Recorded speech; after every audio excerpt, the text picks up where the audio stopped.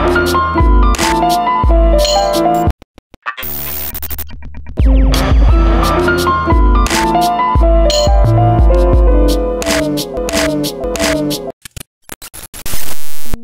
what is going on everyone? In this video we've been doing a review of the LG G Watch powered by Android Wear. Now when it comes to the body and the design of the watch itself, it just looks like your ordinary watch from quick first glance. And of course at the back you see those gold connections right there. That's the part that's going to connect to the docking cradle for charging the battery. And it charges pretty quickly. And of course the screen itself is a touch screen and there are no physical buttons on the device itself. And it feels pretty comfortable and natural to wear just like any other ordinary watch. On the screen you have a 1.65 inch LCD IPS display with a resolution of 280 by 280, and quite honestly I was expecting a sharper screen, but I think that's just me being picky and spoiled with great looking cell phone screens, TVs and other electronics. The touchscreen itself is pretty responsive and decent considering its first generation Android Wear technology. And as for the notifications, all your smartphone notifications are sent to your smartwatch. And of course here you get a preview, and if you swipe up, if it's compatible with Android Wear, you'll get a preview to see the full message. And of course swiping over will give you options to interact with the message or notification itself. Swiping up and down lets you scroll through various messages, and when you're at the very top of the screen, if you swipe down, you'll basically be given a preview of the battery percentage, and you get the option to mute vibrations on and off. The watch itself is powered by a Qualcomm Snapdragon 400 processor at 1.2 GHz, 512 MB of RAM, and a 400 mAh battery. And then of course the operating system itself is obviously Android Wear. And the watch itself on its own doesn't really do much, but in order to communicate with your smartphone, which must also be Android and powered by Android 4.3 or higher, it uses Bluetooth connection. Android Wear with the LG G Watch has some restrictions though. You have to have an Android device in order to use it. In fact, your Android device must be Android 4.3 or higher in order for it to communicate with Android Wear technology. And most of the commands are used by Google now, and of course that means you must use voice dictation. There's no way to type on the device yet. And if you lose connection with your smartphone, for example if the Bluetooth connection is too far, there's not many options available for you to use with the smartwatch. Sure, you have a built-in pedometer, which isn't the most accurate, but it does a pretty respectable job. Now when it comes back to voice dictation, it does a pretty respectable job because it's powered by Google Now, but again, if you're in a noisy environment, it's pretty useless because there's no way to type on Android Wear just yet. There are only a handful of apps that are compatible with Android Wear for now, but app developers are hard at work to get their apps ready for Android Wear as well.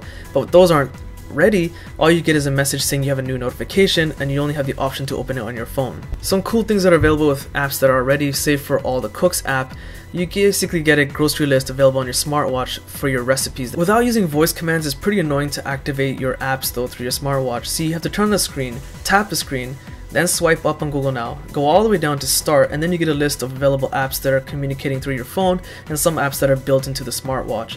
And it's pretty annoying to get here, although some app developers already created third-party launcher apps available for Android Wear, which is a much better solution. But I'm not here to bash Android Wear because it has a lot of other cool features like controlling your music. You can play, pause, go to the next track, previous track, all from your smartwatch. You don't even have to touch your cell phone. The only thing missing is volume control, but hopefully we'll see that in an update. For now, this is actually a pretty cool feature. Charging the G Watch battery is pretty easy. All you have to do is line up the dock connectors up with the cradle dock connectors, put it on, and that's it. It's snug. The reason it's so snug is because the actual cradle itself is magnetic, so it's not going to fall out that easily. One thing that's going to be a concern for people is of course the battery on a smartwatch. And quite honestly, what LG says is that the battery should last you roughly 3 days, and I say that's pretty accurate to a certain extent, and a certain condition of course. You see, when there's an option available is that when I'm not using the screen will automatically turn off. And after the first charge from 100% down to about 12%, I was able to get 2.5 days. Of course, if you go to the system settings menu, which is pretty difficult to get to, there's an option available to keep the screen on always, which will turn off the color display and make it turn black and white, which sucks up a lot of juice of course. This time I was only able to get a day and a half from 100% down to about 15%. And of course the third time I decided to keep the screen off again, and that time it lasted me 3 days.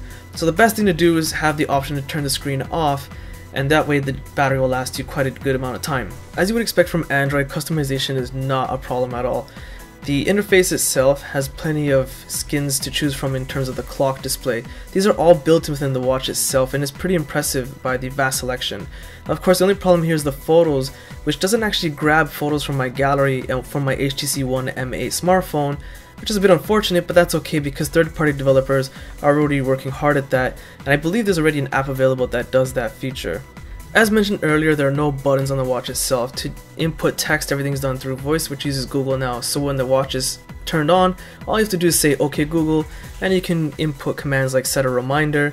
And I noticed that for some reason it works a bit faster on LTE than it does on my Wi-Fi, even with full signal, but it's still pretty responsive nonetheless.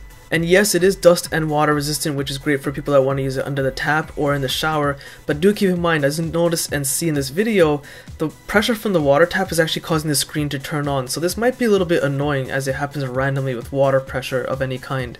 One thing that's annoying about the LG G watch is that when I try to look at the time, I usually have the screen off, and naturally with my other watches I raise my wrist about this high to see the time.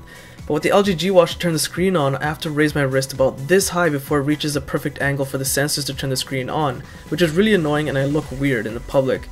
Of course, the countermeasure is to simply tap the screen to turn the screen on, but it doesn't feel as natural as other watches that I use. So I'm going to give the LG G watch an 8 out of 10. So now if you want to see the main pros and cons, go ahead and read them on the side, but here's the main things to know.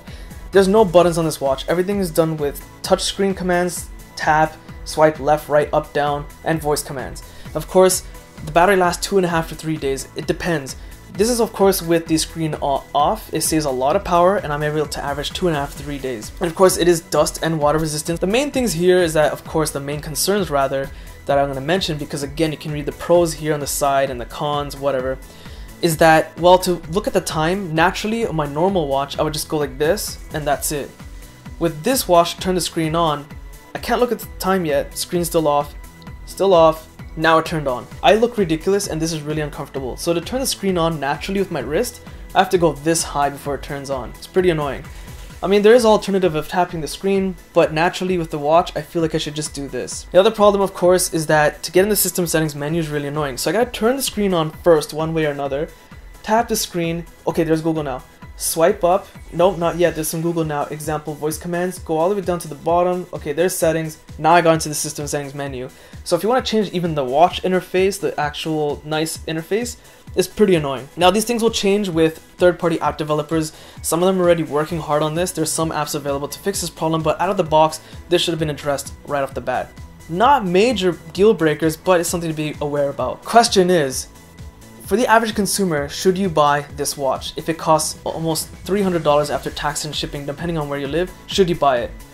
Probably not. That's just me being honest. I love this watch. It's become a part of my day-to-day routine.